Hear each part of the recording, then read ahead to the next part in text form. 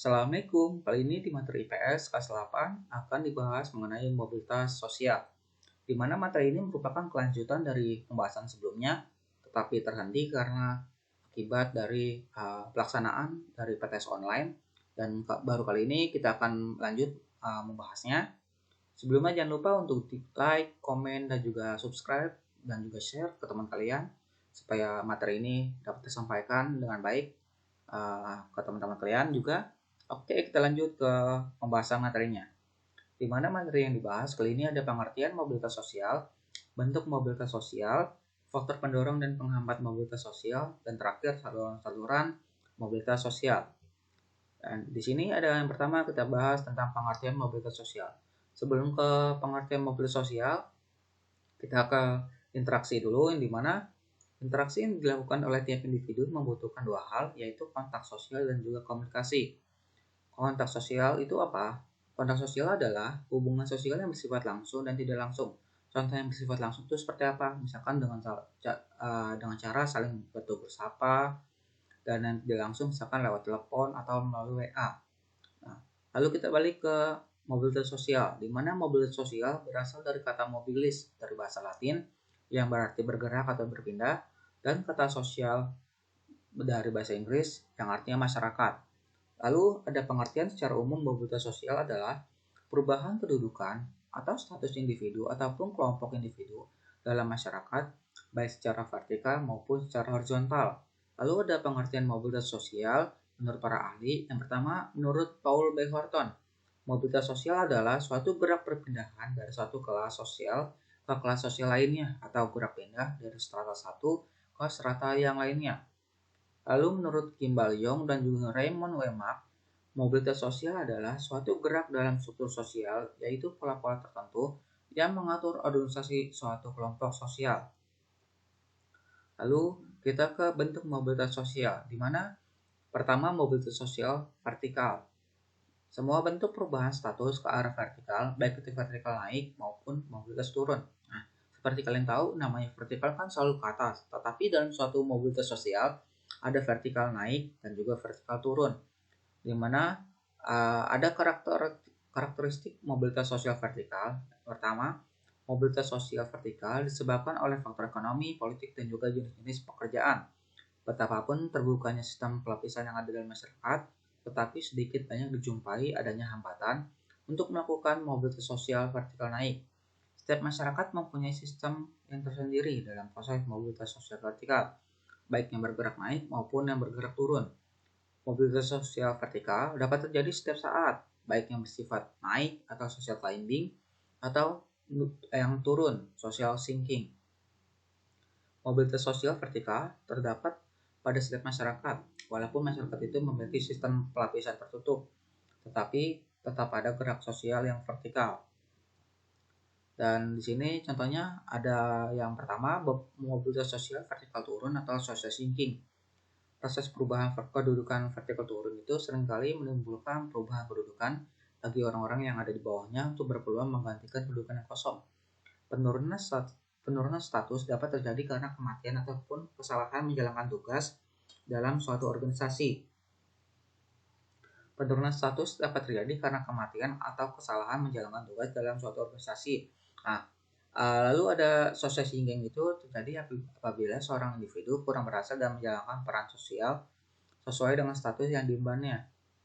Adapun faktor penyebab terjadinya mobilitas vertikal turun antara lain karena berkehalangan tetap atau sementara, misalkan sakit ataupun pejabat lama yang memasuki masa pensiun. Nah, contoh dari mobilitas sosial vertikal turun atau social sinking itu merupakan ini, pejabat lama yang sedang memasuki masa pensiun dan akan digantikan oleh pejabat yang lebih muda. Lalu ada mobilitas sosial vertikal naik atau social climbing, di mana terjadi apabila seseorang mengalami peningkatan kedudukan menuju tingkatan yang lebih tinggi. Pada dasarnya, setiap kedudukan memiliki hak dan kewajiban yang berbeda-beda. Makin tinggi kedudukannya, makin besar pula jaminan kesejahteraan yang diterima. Adapun faktor penyebab mobilitas vertikal naik antara lain karena seseorang yang memiliki status tersebut mampu melakukan peningkatan prestasi kerja sehingga dinaikkan. Selain itu, terjadi karena perubahan kedudukan sehingga ditunjuk untuk menggantikan kedudukan yang kosong akibat proses peralihan generasi. Nah, contohnya kayak gimana yang social climbing? Misalkan ada seorang karyawan, dia kerjanya giat, bagus dilihat oleh atasannya. Nah, dan juga dia sudah lama dalam perusahaan itu. Lalu dia dipromosikan, jabatannya naik menjadi seorang manajer karena dilihat kemampuannya itu mampu untuk menjadi seorang manajer seperti itu. Lalu ada akibat atau dampak mobilitas sosial vertikal. Yang pertama ada unsur pelepasan. Pelepasan pada dasarnya merupakan suatu bentuk pemutusan hubungan kerja secara mendadak. Contohnya misalkan kayak seperti sekarang ini di era pandemi ini di COVID-19, banyak perusahaan-perusahaan yang mengalami kebangkrutan. Nah, akhirnya tidak mampu menggaji karyawannya dan melakukan PHK secara mendadak. Lalu ada unsur degradasi. Degradasi ada penurunan kedudukan, merupakan suatu tindakan untuk mengganti seseorang yang kurang cakap dengan seseorang yang lebih cakap, tetapi dapat pula merupakan suatu hukuman. Misalkan mengganti ketua RT yang kurang baik dalam hal kebijakannya ataupun kemampuannya, akhirnya dia diganti oleh ketua RT yang baru. Nah, dilihat masyarakatnya mencari yang lebih baik seperti itu. Lalu ada unsur peningkatan kedudukan. Dalam hal kenaikan pangkat atau kedudukan pada staf dan pimpinan, dititik beratkan pada kapasitas atau kemampuan seseorang tersebut. Di mana setiap ada kenaikan pangkat pasti dilihat, oh ini orang sudah mencukupi atau mempunyai kemampuan untuk naik jabatan. Lalu ada unsur penerimaan.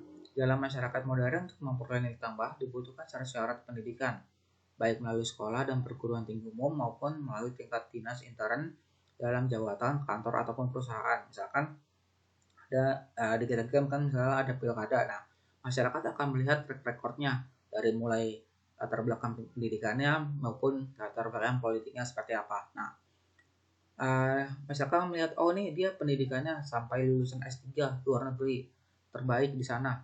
Lalu ada saingannya yang hanya lulusan SMA saja. Pasti orang-orang akan lebih melihat yang lulusan pendidikan yang tinggi, yang S3 ini luar negeri, apalagi lulusan luar negeri gitu. Pasti dia, oh nih orangnya pasti mampu dapat memimpin, walaupun tidak sepenuhnya seperti itu ya, tapi orang-orang akan melihat dari pendidikannya seperti itu. Lalu adanya sistem baru. Seringkali seorang pejabat baru yang menduduki jabatan baru mempunyai keinginan yang kuat untuk menertibkan suatu sistem organisasi yang baru dalam bentuk kebijakan-kebijakan yang baru. Nah, biasanya ada kepala daerah baru yang akan membuat suatu kebijakan baru lainnya seperti itu. Misalkan tadinya dia kebijakan di daerah itu ada ganjil genap, tapi semenjak ada kepala daerah baru dihilangkan program itu. Lalu mobilitas sosial horizontal, di mana memiliki tujuan antara lain guna meningkatkan semangat kerja dengan melalui pergantian atau variasi orang atau wilayah yang berbeda-beda, guna meningkatkan produktivitas kerja sekaligus menghindari penyimpangan terhadap komunitas wilayah yang lama, guna mendewasakan kemampuan seorang pejabat dalam mengatasi macam-macam bentuk karakter wilayah. Adapun karakteristik dari mobilitas sosial horizontal ini, pertama, mobilitas sosial antar wilayah atau geografis, di mana mobilitas sosial antar wilayah pada hakikatnya adalah semua bentuk perubahan atau perpindahan status oleh individu atau kelompok individu dari suatu wilayah ke wilayah yang lainnya. Lalu mobilitas sosial antar generasi. Pada dasarnya mobilitas sosial antar generasi adalah perpindahan sosial dari suatu generasi ke generasi berikutnya atau perpindahan kedudukan dan peran sosial dari generasi tua ke generasi muda. Contohnya pergantian pimpinan dan pergantian jabatan dari generasi tua ke generasi berikutnya.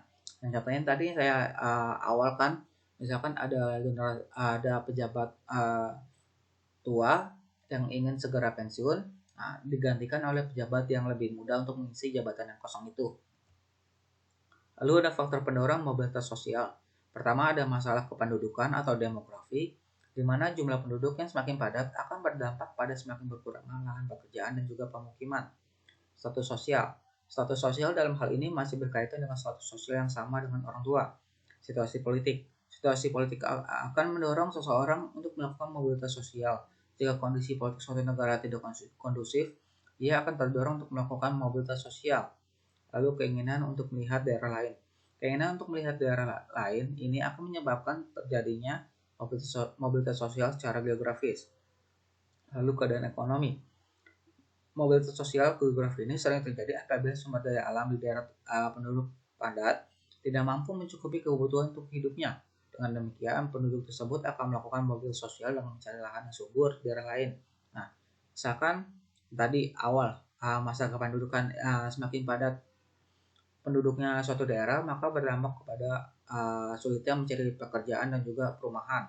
Lalu status sosialnya, nah misalnya dilihat juga nih status sosial dari orang tuanya seperti apa. Lalu situasi politik, nah misalkan kondisi negaranya itu sedang bergejolak, pasti dia akan mencari tempat yang lebih aman. Lalu keinginan untuk melihat daerah lain, misalkan dia uh, melihat nih sedang jalan-jalan ke daerah ibu kota, misalkan ke Jakarta. Oh, ini toh hidup ibu kota Jakarta tuh seperti ini, bagusnya seperti seperti ini kemajuannya gitu. Lalu keadaan ekonomi. Nah, misalkan uh, di daerah misalkan di daerah Tangsel, terus Bogor, terus Kota Tangerang, Bekasi dan lain sebagainya, tetap itu orang-orang yang tinggal di situ tapi bekerjanya di daerah Jakarta seperti itu. Lalu ada faktor penghambat mobilitas sosial. Pertama ada perbedaan jenis kelamin. Perbedaan jenis kelamin dalam suatu masyarakat akan sangat berpengaruh dalam meningkatkan statusnya. Lalu yang kedua ada pengaruh sosialisasi yang kuat. Sosialisasi yang sangat kuat dalam masyarakat akan menghambat proses mobilitas sosial dalam masyarakat tersebut, terutama berkaitan dengan nilai dan adat yang berlaku dalam masyarakat. Lalu diskriminasi kelas. Sistem kelas yang tertutup dalam suatu masyarakat dapat menghalangi mobilitas ke atas yang membatasi keanggotaan suatu organisasi tertentu dengan berbagai macam syarat dan ketentuan yang ada. Kebudayaan bersifat tradisional akan menjadi penghambat terjadinya mobilitas sosial, berbeda dengan masyarakat modern yang cenderung memberikan peluang terjadinya mobilitas sosial dalam masyarakat karena telah didukung dengan kemajuan iptek. Kemiskinan. Masyarakat yang miskin akan sangat sulit untuk menggerakkan statusnya ke atas karena keadaan ekonominya yang serba kekurangan. Lalu saluran-saluran mobilitas sosial terbagi menjadi beberapa macam menurut Pitrim Sorokin. Yang pertama ada organisasi politik. Seorang anggota parpol yang profesional punya dedikasi tinggi serta loyal terhadap partainya, kemungkinan besar akan cepat mendapat status dalam partainya, bahkan mendapat peluang yang besar menjadi anggota Dewan Legislatif maupun Eksekutif. Lalu dari lembaga keagamaan. Lembaga ini sebenarnya merupakan saluran mobilitas vertikal. Tetapi walaupun biasanya agama itu menganggap bahwa setiap orang itu punya kedudukan yang sederajat atau yang sama, tetapi pemuka-pemuka agama itu selalu berusaha keras untuk menaikkan status mereka yang berkedudukan rendah ke kedudukan yang lebih tinggi. Lalu angkatan bersenjata. Seseorang yang tergabung dalam anggota bersenjata biasanya itu ikut berjasa dalam membela nusa dan bangsa. Sehingga dengan jasanya tersebut ia mendapatkan sejumlah penghargaan dan juga naik status yang lebih tinggi. Lalu pendidikan. Baik pendidikan formal maupun non formal merupakan saluran untuk mobilitas vertikal yang sering digunakan. Karena melalui pendidikan itu, seseorang bisa mengubah statusnya dari status strata ke bawah menjadi ke strata ke atas. Organisasi ekonomi. Organisasi ini baik yang bergerak dalam bidang perusahaan maupun jasa, pada umumnya memberikan kesempatan seluas-luasnya bagi seseorang untuk mencapai mobilitas vertikal karena dalam organisasi ini posisi sosial itu bersifat relatif terbuka. Lalu organisasi keolahragaan. Melalui organisasi keolahragaan, seseorang dapat meningkatkan statusnya ke strata yang lebih tinggi. Perkawinan. Melalui perkawinan, seseorang dapat menaikkan statusnya. Misalkan seseorang wanita yang berasal dari keluarga biasa saja menikah dengan pria yang status ekonominya tinggi, sehingga hal ini tentu saja dapat menaikkan status sosialnya. Lalu organisasi profesi. Organisasi profesi lainnya dapat dijadikan sebagai saluran mobilitas vertikal antara lain Ikatan Dokter Indonesia atau IDI, Persatuan Guru Republik Indonesia atau PGRI, dan lain sebagainya. Adapun dampak positif mobilitas sosial mempercepat tingkat perubahan sosial masyarakat ke arah yang lebih baik. Dengan perubahan perilaku tersebut akan memotivasi terjadinya perubahan sosial pada individu dan masyarakat untuk mencapai tujuan hidupnya.